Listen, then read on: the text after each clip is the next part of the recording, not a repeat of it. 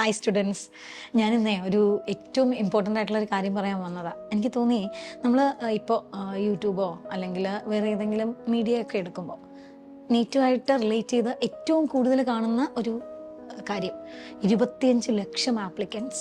അപ്പോൾ ഈ 25 ലക്ഷം ആപ്ലിക്കൻസ് എന്ന് പറയുന്ന ആ ഒരു ഹ്യൂജ് നമ്പർ നിങ്ങളുടെ മനസ്സിലും വല്ലാതെ രജിസ്റ്റേർഡ് ആവുന്നുണ്ടെന്ന് എനിക്ക് തോന്നുന്നുണ്ട്. കാരണം കുട്ടികളൊക്കെ വരുമ്പോൾ ഓരോ പ്രാവശ്യം അവർ ചോദിക്കുന്നത്, മിസ്സേ കഴിഞ്ഞ വർഷത്തെക്കാളും കൂടുതലല്ലേ ആപ്ലിക്കൻസ്, 25 lakhs ഇല്ലേ?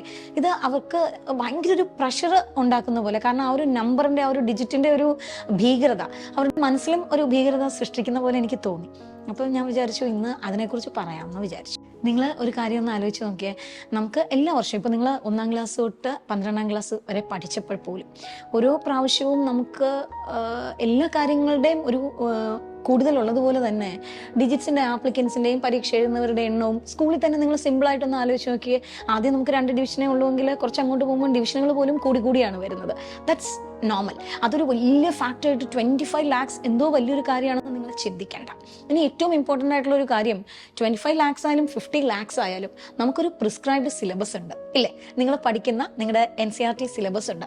അത് ഏറ്റവും നന്നായിട്ട് കൈകാര്യം ചെയ്യുന്നു എന്ന് പറയുമ്പോൾ അത് ഏറ്റവും നന്നായിട്ട് പഠിച്ച് ഒരു പരീക്ഷയ്ക്ക് നന്നായിട്ട് എഴുതാൻ പറ്റുന്ന ഒരു കുട്ടിക്ക് അത് 25 ലക്ഷം ആയാലും 50 ലക്ഷം ആയാലും അതിനെക്കുറിച്ച് ഒന്നും തന്നെ നിങ്ങൾ വറി ചെയ്യേണ്ട കാര്യമില്ല.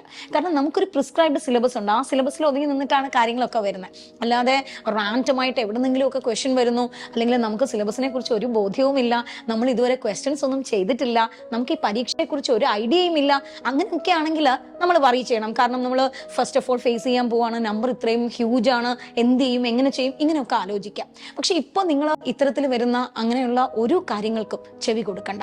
25 ആയാലും 50 ആയാലും നിങ്ങൾ ഇത്രയും വിചാരിച്ചാൽ മതി. നിങ്ങൾ വളരെ സിസ്റ്റമാറ്റിക് ആയിട്ട് പഠിച്ചു വന്ന കുട്ടികളാണ്. നിങ്ങൾ എത്രയോ ക്വസ്റ്റ്യൻ പേപ്പർ ചെയ്തിട്ടുണ്ട്.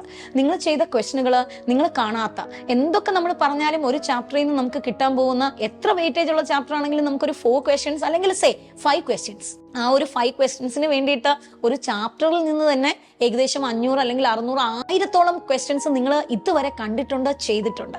ഈ 1000-ഓളം ക്വസ്റ്റ്യനുകളിൽ നിന്നാണ് ഒരു 4 question അല്ലെങ്കിൽ 5 question വരാൻ പോകുന്നത്. അതിൽ നിങ്ങൾ 25-എന്നോ 50-എന്നോ ഉള്ള ഡിജിറ്റുകൾക്കൊന്നും ഒരു പ്രാധാന്യവും നൽകണ്ട. ഇനി നിങ്ങളുടെ ഏറ്റവും ഒരു കംഫർട്ട് സോണിൽ നിങ്ങൾ ഇങ്ങനെ കൂടി ഒന്ന് ആലോചിച്ച് നോക്കിയേ. കഴിഞ്ഞ ജനറേഷൻ അതിനേക്കാളും എന്തായാലും ഐക്യ കൂടി അല്ലെങ്കിൽ ഹാർഡ് വർക്ക് ചെയ്യാൻ തയ്യാറാകുന്ന ഒരു കുട്ടികളാണ് നിങ്ങൾ. നിങ്ങളുടെ അടുത്ത ജനറേഷൻ എന്ന് പറഞ്ഞാൽ ഇതിനേക്കാളും കൂടുതലായിരിക്കും. So it is actually natural. നമുക്ക് എല്ലാ കാര്യത്തിലും ഇത് ഒരു നോർമൽ ഫിനോമിനൻ ആണ്. അതുപോലെ തന്നെ കഴിഞ്ഞ വർഷത്തെക്കാളും ഈ വർഷം കുറച്ച് ആപ്ലിക്കൻസ് കൂടുതലുണ്ട്, അടുത്ത വർഷം ഇതിനേക്കാളും കൂടുതലായിരിക്കും. അപ്പോൾ നിങ്ങൾ ഓർക്കേണ്ട വേറെയും ഒരു കാര്യം, ആപ്ലിക്കൻസ് കൂടുന്നതിനനുസരിച്ച് നമുക്ക് സീറ്റിന്റെ ചേഞ്ചുകളുണ്ട്, റിസോഴ്സുകൾ ഒരുപാടാണ്. കഴിഞ്ഞ വർഷത്തെക്കാളും ഒരുപാട് കോഴ്സുകളും ഒരുപാട് യൂണിവേഴ്സിറ്റികളും ഒരുപാട് മെഡിക്കൽ കോളേജുകളും അതുപോലെ സീറ്റുകളും ഒക്കെ ഇങ്ങനെ കൂടുന്നുണ്ട്. അപ്പോൾ ശരിക്കും പറഞ്ഞാൽ അപ്ലൈ ചെയ്യുന്ന കാൻഡിഡേറ്റ്സിന്റെ നമ്പർ മാത്രമല്ല കൂടുന്നത്.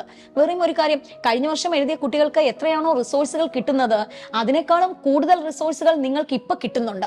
കഴിഞ്ഞ വർഷം കിട്ടുന്ന കുട്ടികൾക്ക് ഇപ്പോൾ യൂട്യൂബിൽ നിന്നോ അല്ലെങ്കിൽ വേറൊരു മീഡിയയിൽ നിന്നോ അല്ലെങ്കിൽ നിങ്ങൾ പഠിക്കുന്ന സ്ഥാപനത്തിൽ നിന്നോ, ഈവൻ നമ്മുടെ ബ്രില്യന്റിൽ നിന്ന് പോലും കഴിഞ്ഞ വർഷം ഞങ്ങൾ കൊടുത്തത് 1000 questions ആണെങ്കിൽ ഈ വർഷം നമ്മളത് 2000 questions ആണ് കൊടുക്കുന്നത്.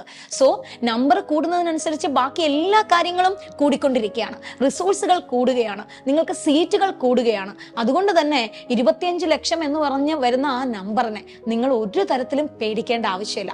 നിങ്ങൾ ഏറ്റവും സിസ്റ്റമാറ്റിക് ആയിട്ട് നിങ്ങൾക്ക് ചെയ്യാൻ തന്ന മെറ്റീരിയലുകൾ നന്നായിട്ട് ചെയ്ത് നിങ്ങൾക്ക് പഠിക്കാനുള്ള ടോപ്പിക്കുകൾ നന്നായിട്ട് പഠിച്ച്, ഒന്നുകൂടെ പറയുന്നു, you are having a prescribed syllabus. അവർ തന്നിരിക്കുന്ന ആ സിലബസിലുള്ള കാര്യങ്ങൾ നിങ്ങൾക്ക് നന്നായിട്ട് അറിയാം. ആ കോൺസെപ്റ്റുകൾ കൃത്യമായിട്ട് നിങ്ങൾക്ക് ഇന്റർപ്രറ്റ് ചെയ്യാൻ പറ്റുന്നുണ്ട്.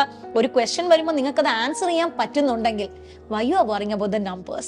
ആപ്ലിക്കൻസിന്റെ നമ്പറോ മറ്റു കാര്യങ്ങളോ ഒന്നും തന്നെ നിങ്ങളെ അലട്ടാൻ പാടില്ല കേട്ടോ. അപ്പോൾ ഇത് ഏറ്റവും മനസ്സിൽ ഓർത്തിരുന്ന് മറ്റു കാര്യങ്ങളെ കുറിച്ച് ഒന്നും ചിന്തിക്കാതെ വേണം നമ്മൾ പരീക്ഷയ്ക്ക് തയ്യാറെടുക്കാൻ. അപ്പോൾ അടുത്ത ആഴ്ച കാണാം.